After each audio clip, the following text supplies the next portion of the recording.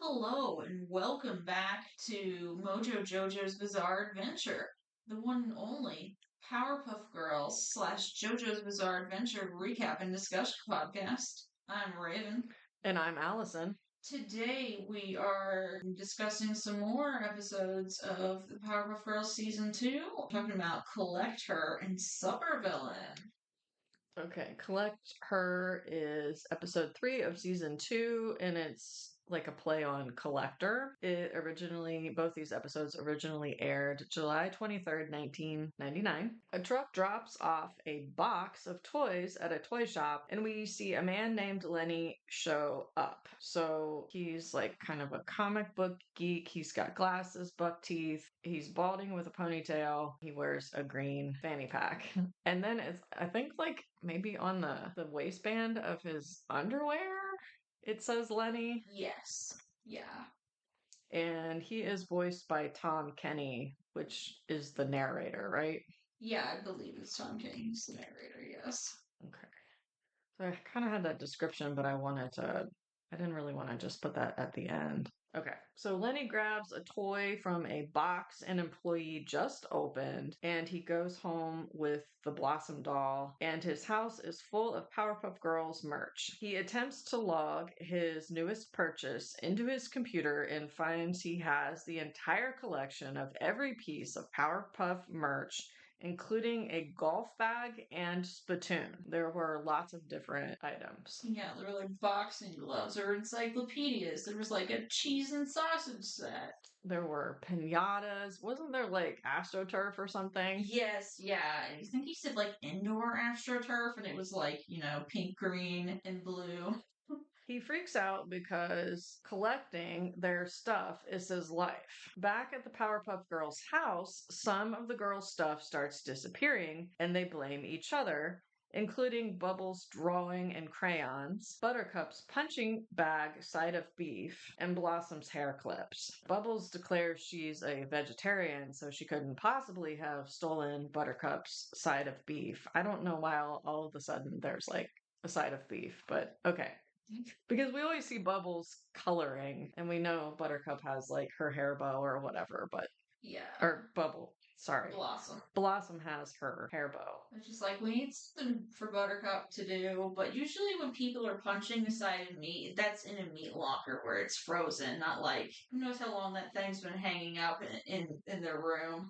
It's gross. Yeah, I'm surprised Professor allows it. But I guess the girls do have like freezer breath, so they could maybe. Yeah, I guess Blossom could like freeze it for Buttercup needed her to. So we kind of find out it's Lenny who's stealing all their personal items, and he takes Octi, their family portrait, and their telephone hotline to the mayor. He declares he needs more, so when the girls are flying around surveying Townsville, he weakly calls for help, and when they get to his house, they are creeped out by his collection, except for Bubbles, who declares cool when she sees all the dolls of herself. He wants to make them a permanent part of his collection, kind of fades away, and they scream, and somehow the professor hears it and goes to the mayor for help. He has his special dad powers. He calls all the citizens to the square. Professor thinks they should just call the FBI. The mayor calls out who is missing and says the missing person must be the culprit. Lenny is noticed missing, and the crowd chants to get Lenny, which I'm not sure why that wasn't suspected in the first place, because at least the people who work at the toy store should know that he's pretty obsessed. Yes. He has sealed the girls into packages on a shelf, which is interesting. Professor breaks in, and the kids of Townsville geek out over his collection. Lenny says the toys are not for playing with and stay valuable if unopened. So the professor has the kids grab some of the toys, and they open the toys one by one. This is pretty torturous to Lenny, who becomes ill, but won't reveal where the girls are. The kids rip open toy after toy, and Lenny collapses as Professor declares that a true fan would not want to keep the girls to themselves. Lenny finally points to them on the top shelf, and the professor sets the girls free. Lenny is put in jail, and for the first time, the day was saved by the citizens of Townsville. Collect them all. So funny. Okay, so the girls did not save the day, and I mean, the professor was pretty big part of that, and they did it all without none of them have powers. So I mean, sometimes someone else saves the day, but it's a lot of times it's someone with powers. Indeed.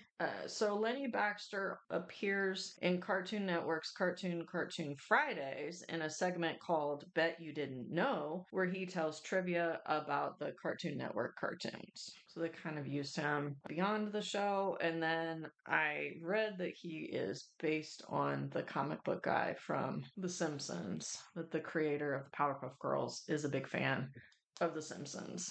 Who isn't?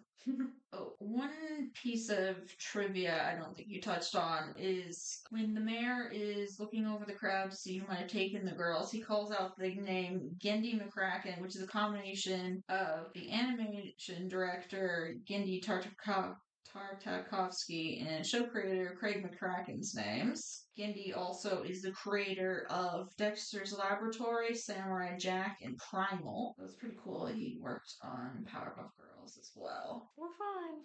That's why we see a lot of Dexter and Powerpuff Girls crossovers. Because isn't he sometimes in their kindergarten class? Yeah, sometimes there's like little cameos of Dexter, like in the town too, and like I think as a toy a couple times maybe. And there's at least like a reference to the talking dog in Samurai Jack. And then the professor and Samurai Jack might be brothers from other mothers or separated at birth or. My theory is that he's like Professor's ancestor or something. I'm not sure when exactly what time period Jack is from. They don't say like specifically like it's the whatever era. Oh, we forgot. We haven't been doing questions this season. Yeah, I just couldn't like last time. The only thing I could think of was like something. I was like, I should think of something about dodgeball, and I could not. And then I forgot to. I was just thinking of this. Like, what maybe would you go ham collecting everything of? Kind of depends. I have like a lot of nerd merch for a lot of different things. I think what I'm like extra into right now, other than like Dungeons and Dragons. I mean, I always want to have all of Stephen King's books, but I don't know that I would want other Stephen King merch. Yeah. He's a little bit of a weird guy.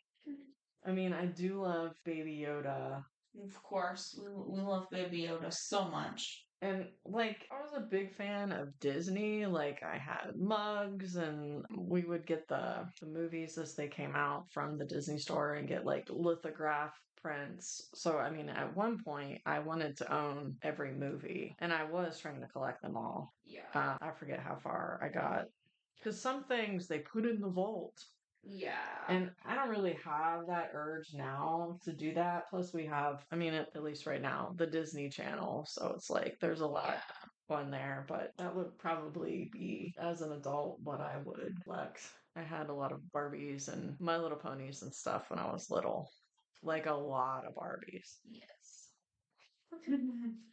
Of course, like my first thing that I got really into collecting was like all the Ben 10 action figures because I was hugely into Ben 10 and I loved anything to do with dolphins. But I only had like a couple things. But I was like so into dolphins that I wanted to even eat like dolphins. I was like, yes, they eat fish, shrimp, and squid.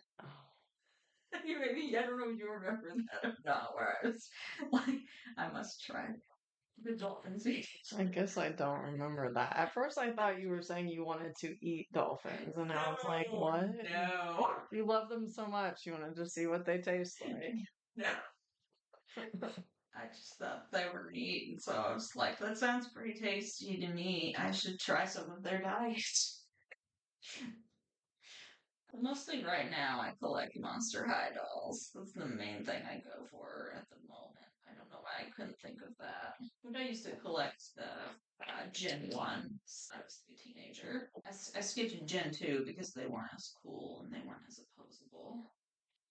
Okay, so we're going to talk about Supervillain. We start off with the boring and repetitive routine of Harold Smith and his family. Every day he wakes up at 6 a.m., takes a shower, brushes his teeth, has a pancake breakfast with his wife and kids, goes to work in the mustard factory, comes home, watches the news, and goes off to tinker with something in another room. We see his repetitive routine a few times, though each day on the news a hostage situation at town hall gets worse and Harold more gleeful. He seems to hate his neighbors, the Powerpuff Girls, and Professor Utonium, though his daughter Julie is friends with them and has them over to play jacks. The girls end up getting taken hostage by MoJo JoJo along with the mayor and are trapped for a few days. The third day of the hostage situation, the girls free themselves and the mayor, but in doing so blow up town hall. Marianne, Harold's wife, invites them and the professor for dinner, much to Harold's horror. He really wanted to get in there and tinker on his supervillain suit, I guess. Harold tries to get out of dinner, but Marianne says that their family, the Powerpuff Girls family that is,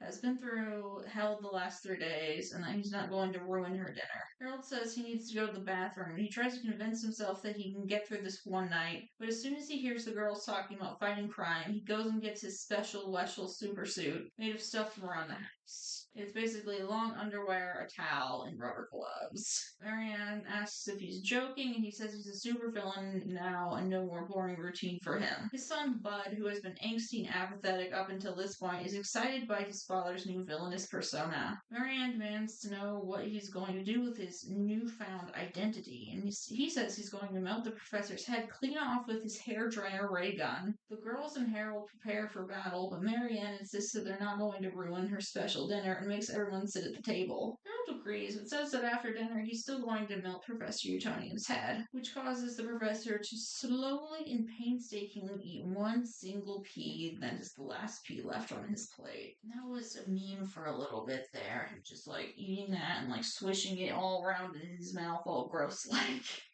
I guess I don't remember that. Like, at first I was like, that sort of seems familiar, but then when I saw the clip, I'm like, I don't remember that. Yeah. It was a meme for like super long, but It is funny. yeah. Harold makes the professor swallow the pea, goes to blow his head off when Marianne introduces dessert, her coconut cream pie. But instead of eating dessert, everyone with Blossom gets into a massive food fight, throwing pies everywhere. The Blossom is the first one who throws a pie, but she's trying to get Harold. She doesn't really like get into the food fight when everyone's throwing the pies at everyone else. She does accidentally hit the professor during that first thing because Harold uses him as a human shield. Blossom yells at them, asking if they've all gone mad, and the police show up and the girls have Harold arrested. Marianne is pissed that the Powerpuff Girls ruined her dinner and plots revenge, but that's a story for another time. Some trivia about this episode is that the voice cast portraying the Smith family is made up of voice actors from Dexter's Laboratory, with Jeff Bennett playing Harold instead of Dexter's dad, Kath Soucie voicing Marianne and Julie instead of Dexter's mom, and Christine Cavanaugh voicing both Bud and Dexter. Only Dee Dee's voice actress, Kat Cressida, is absent. E.G. Daily, Tara Strong, Christine Cavanaugh, and Kath Soucie have previously worked together on the Nickelodeon cartoon Rugrats. I think most, if not all of them, voice babies on Rugrats. So Harold is like normally just sort of timid every day. Like Bud was like, I hate my family. Nobody understands me. The little girl Julie, she is just oblivious and I think just wants to play jacks all the time. So those kind of details were kind of funny. Did you say he works at a mustard factory? That was just like sad. I didn't really like when I saw what he was doing at first, I didn't realize what he was doing at the factory, and then when I read later, I was like, oh my God, he's just putting mustard into bottles and putting the cap on. Yeah, at first I didn't realize it was mustard. I almost thought it was like honey or something, but somehow mustard is sadder than honey. It's pretty sad. So, I mean, the first day when he comes home from work, the professor's like working out in the yard, and he's just like, my life is so perfect. Like he sings a song about his life being perfect. So, so when Harold sits down and sees the news, and it's like he's rooting for MoJo to like take the mayor hostage. So I'm not sure if he's just a fan of villains, like maybe he wants to kind of rise up against his crappy life. If he just doesn't like the Powerpuff Girls or the mayor or the professor or all three, like maybe it's just they're too perfect or whatever. Yeah. It's like this boring little man, he's gonna snap now. And like his whole outfit, like you said, it's stuff from around the house. Like he's just standing there in his socks. Like he's gonna defeat somebody. And it really was just I'm pretty sure it was still just like a blow dryer. Like I don't think he had like some sort of transmitter on his head, but I don't think he really could have harmed the professor at all. Yeah. Professor still wasn't taking any chances.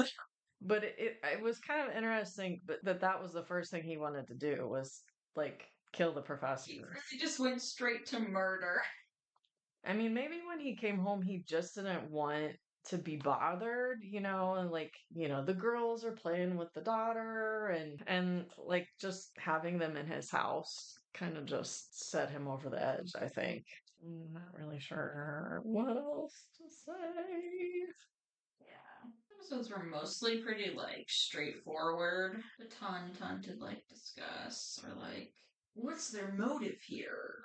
Yeah, I mean, other than not knowing specifically what's going on in Harold's mind, you kind of can at least narrow it down. Yeah. And then Marianne, I mean, she just loved serving them pancakes. Like, she just wanted to have a nice dinner, and, they ruined her cream pies. Like, Yeah. Like, how dare you ruin my creepy trad wife aesthetic? her and Harold seemed pretty mismatched. Yes. And then the boy did kind of make fun of him for working in a mustard factory. So we did forget about questions of the week last time. So my question is, if you could be anyone's nemesis, who would it be? And technically, I have a couple. But basically, if I was a time traveler, I would go back and I would get Christopher Columbus's ass and Andrew Jackson and Hitler. Okay, so if you're picking three, I'm going to pick three. Sick. Go for it.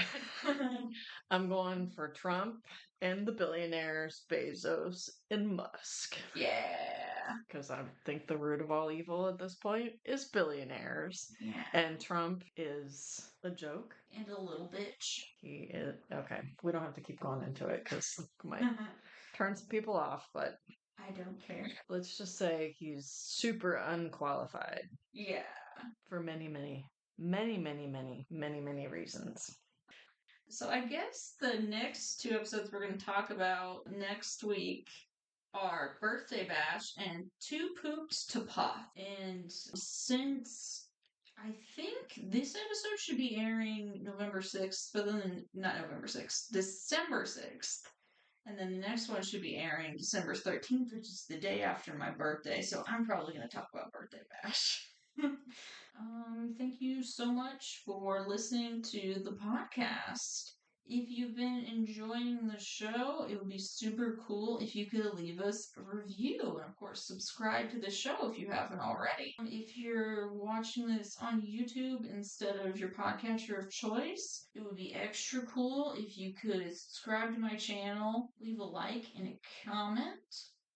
And of course, if you think you could recommend the show to someone who's a big Powerpuff Girls or JoJo fan or both, or someone you'd like to get into one of those, that would be super cool too. And we have another podcast. You might have seen a few of the episodes in the feed. It's called What We Pod in the Shadows, and we are discussing the 6th and final season of What We Do in the Shadows. And then we're gonna go back and watch the first 5 seasons. I think that's all for today. So until next time, I'll be the roundabout.